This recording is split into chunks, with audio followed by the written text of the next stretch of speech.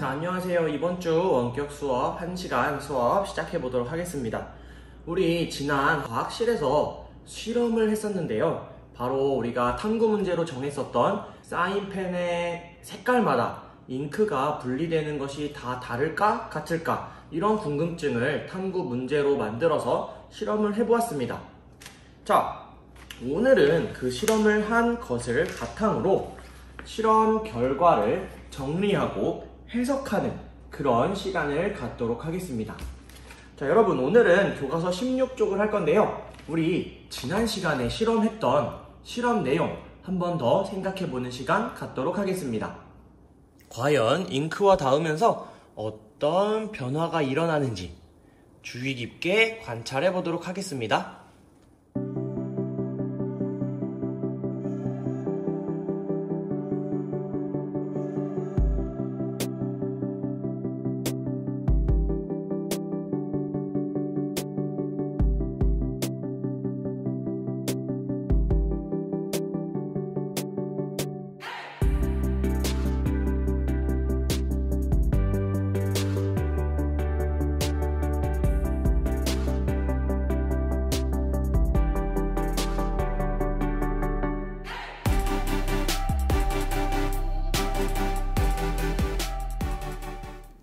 자, 여러분, 실험 다시 생각해보니까 기억이 나죠?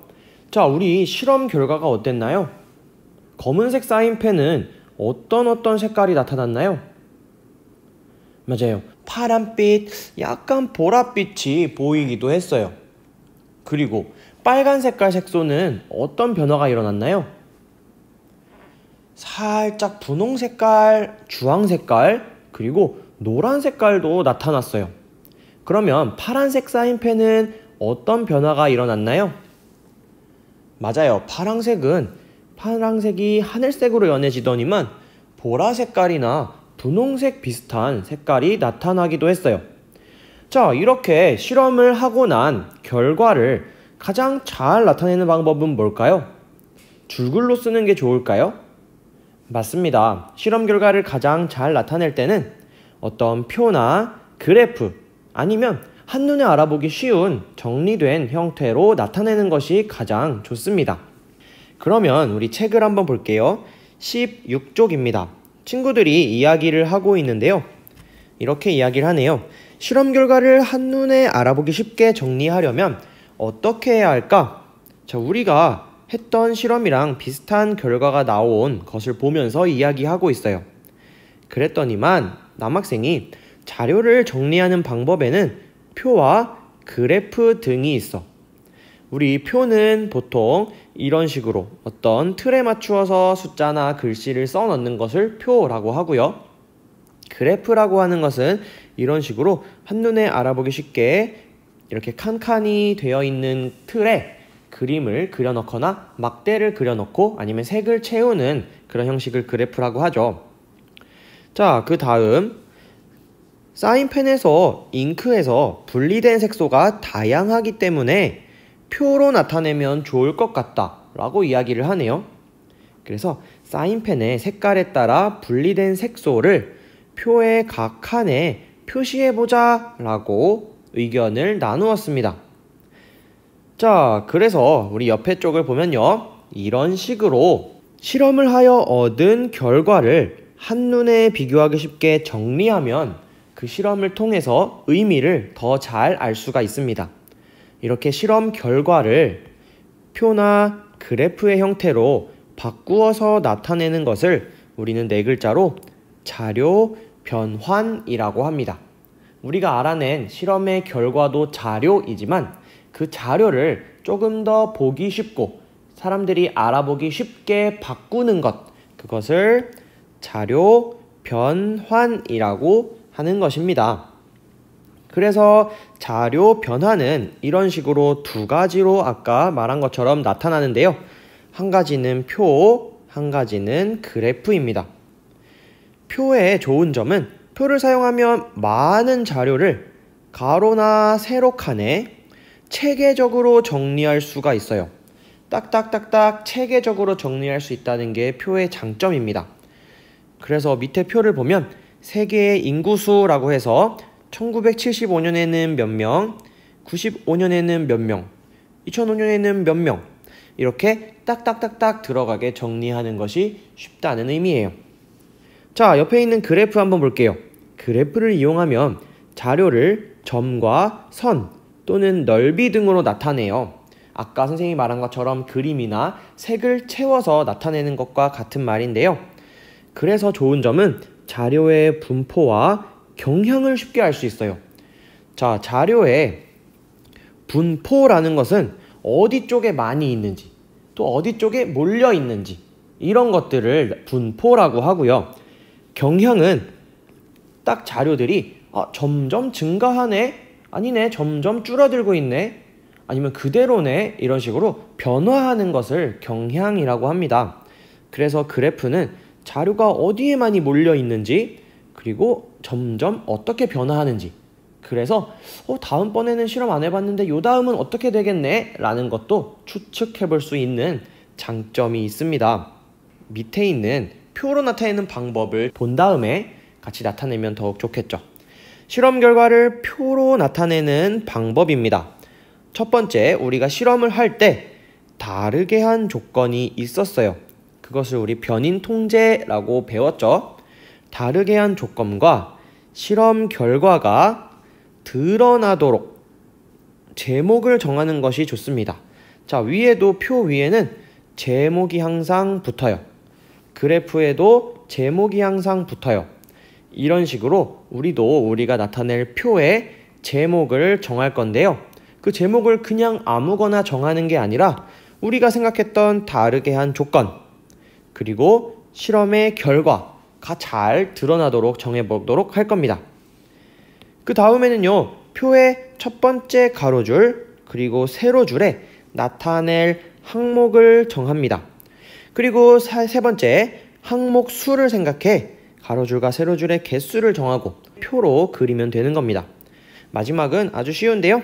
결과값을 알맞게 칸마다 채워서 기록하면 됩니다. 자, 그러면 우리 한번 실험 관찰 10쪽 한번 보겠습니다. 실험 관찰 10쪽에 보면요, 실험 결과가 잘 드러나게 표로 나타내 보도록 되어 있는데요. 여러분, 여기 위에 있는 네모칸에 아까 무엇을 가장 먼저 적어야 한다고 했죠? 맞습니다. 이곳에는 제목을 적는 칸이에요.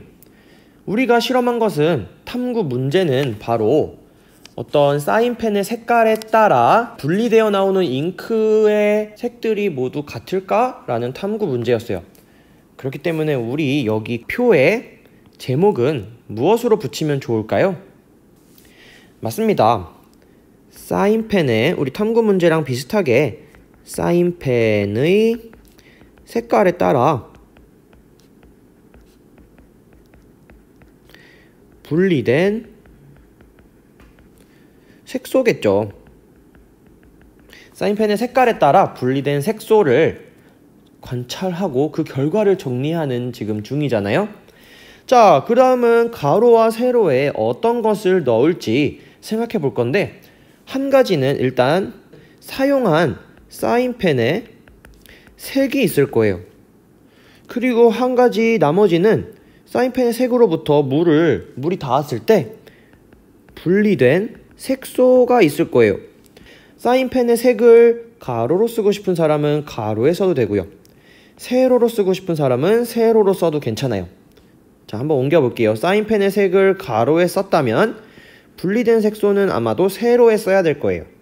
반대로 사인펜의 색을 세로에 쓴 사람은 분리된 색소는 이렇게 가로에 써야 될 거예요. 무슨 뜻인지 이해했죠? 그럼 한번 실제로 써보겠습니다. 선생님은 사인펜의 색을 위에 쓸 건데요. 자, 그래서 우리 이 칸을 이용하는 겁니다. 이 칸을 보면은 한 가지 네모칸이 반으로 똑 잘려 있어요. 그래서 요쪽 칸은 이쪽을 뜻하고요. 이쪽 칸은 이쪽을 뜻하죠. 그래서 선생님은 여기에 적어 보겠습니다.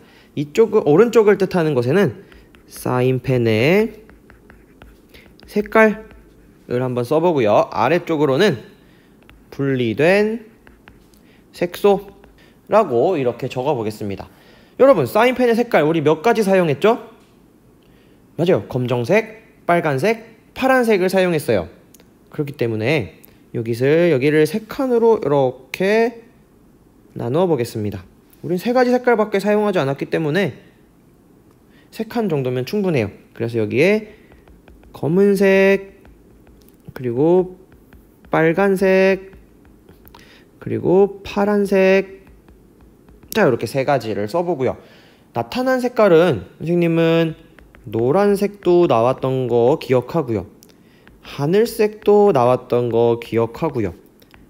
분홍색도 있었고 살짝 주황색도 있었고요. 그리고 보라색도 있었습니다. 자, 이렇게 여러분이 본 색깔들을요, 여기에 기록하고 그거에 맞춰서 이렇게 칸을 나누어 주면 됩니다. 자, 이런 표가 완성됐고요. 이제 마지막으로 할 것은 해당되는 곳에 동그라미를 치면 돼요.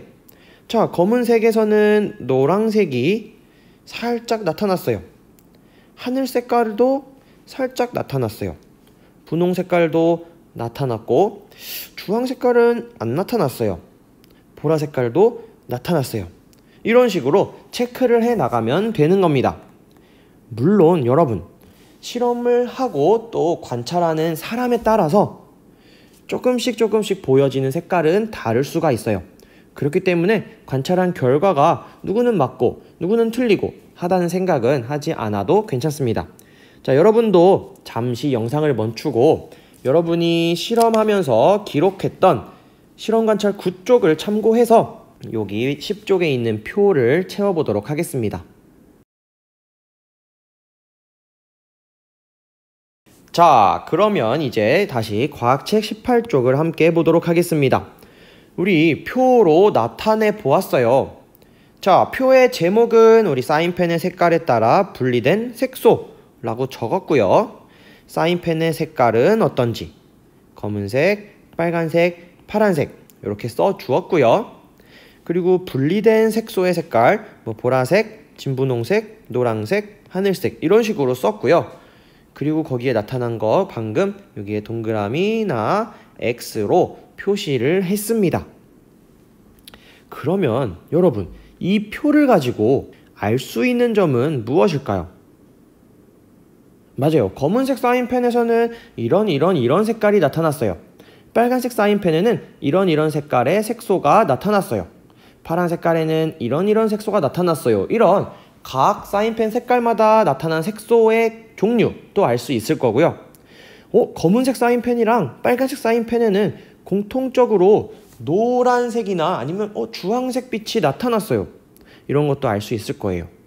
그리고 검은색, 빨간색, 파란색 모두에게서 나타난 색깔이 있어요. 그런 것도 찾아볼 수가 있을 겁니다.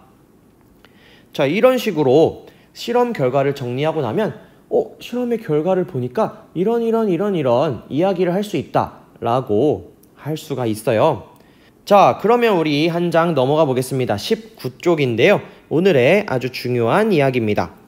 실험 결과를 표나 그래프로 나타낸 다음에는요, 실험 결과를 통해 알 수 있는 점을 생각하고 자료 사이의 관계나 규칙을 찾습니다.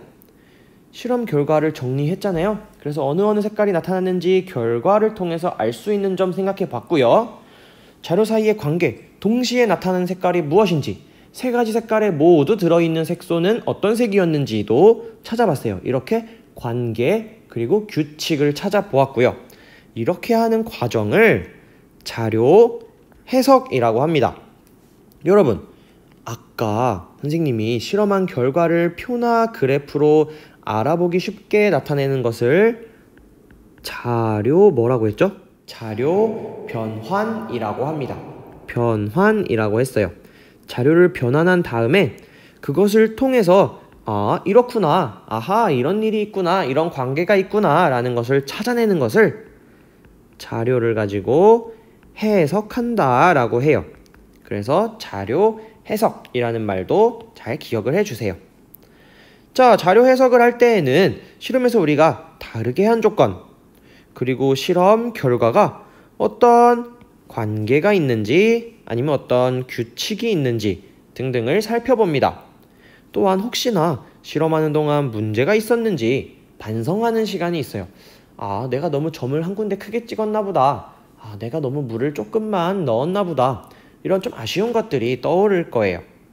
혹시라도 여러분이 생각을 할 때 변인 통제를 잘못했거나 같게 해야 할 조건, 다르게 해야 할 조건을 잘못 이렇게 했거나 관찰이나 측정을 바르게 하지 못한 것 같다면 실험을 다시 해야 합니다. 자, 이 친구들 한번 보면요. 점을 같은 높이에 이렇게 찍어야 되는데 여기는 없고 검은 색깔 점은 이 밑에 있어요. 자, 그랬더니만 검은색 사인펜으로 찍은 점이 물에 잠겨버렸네 했을 때에는 위치가 혼자 다른 사인펜으로 찍은 위치보다 낮아서 그런 것 같아 라고 우리가 반성을 할 수 있겠죠. 자, 그리고 또 거름종이에 번지던 물이 다 말라버렸어. 그래서 사인펜의 잉크가 색소가 끝까지 분리되지 못한 것 같아. 그쵸, 물을 너무 조금 넣어서 여기까지 쭉 올라와야 했는데 이쯤에서 멈춰버린 거예요. 이런 것도 그럼 우리 물을 아까보다 조금 더 넣은 다음에 다시 한번 실험을 해보자 이런 식으로 생각을 할 수가 있겠죠. 자, 그러면 마지막으로 우리 11쪽 한번 해볼 건데요.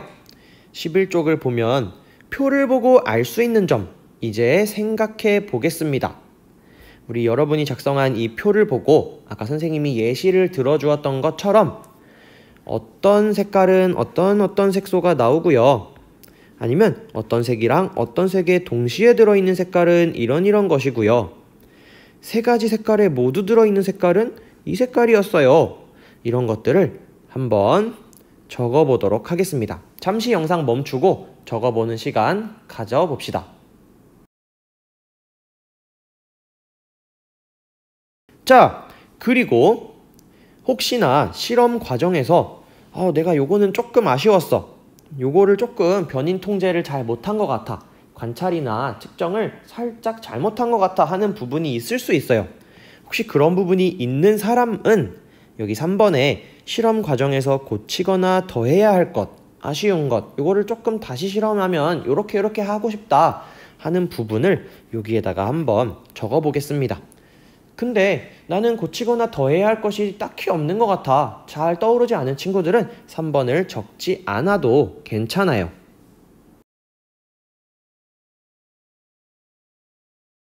네. 자, 여러분, 이렇게 우리 실험을 하고 그 결과를 정리하고 그것을 바르게 해석하는 것까지 모두 해보았습니다. 오늘 공부를 하면서 여러분이 자료 변환과 자료 해석이라는 것을 배웠어요. 자료 변환, 자료 해석을 하는 과정에서 여러분 스스로 자료 변환을 올바르게 한 것 같은지, 자료 해석을 올바르게 한 것 같은지를 잘 생각해 보고 여기에 그렇다와 그렇지 않다를 표시를 한번 해볼게요. 스스로를 평가하는 시간입니다.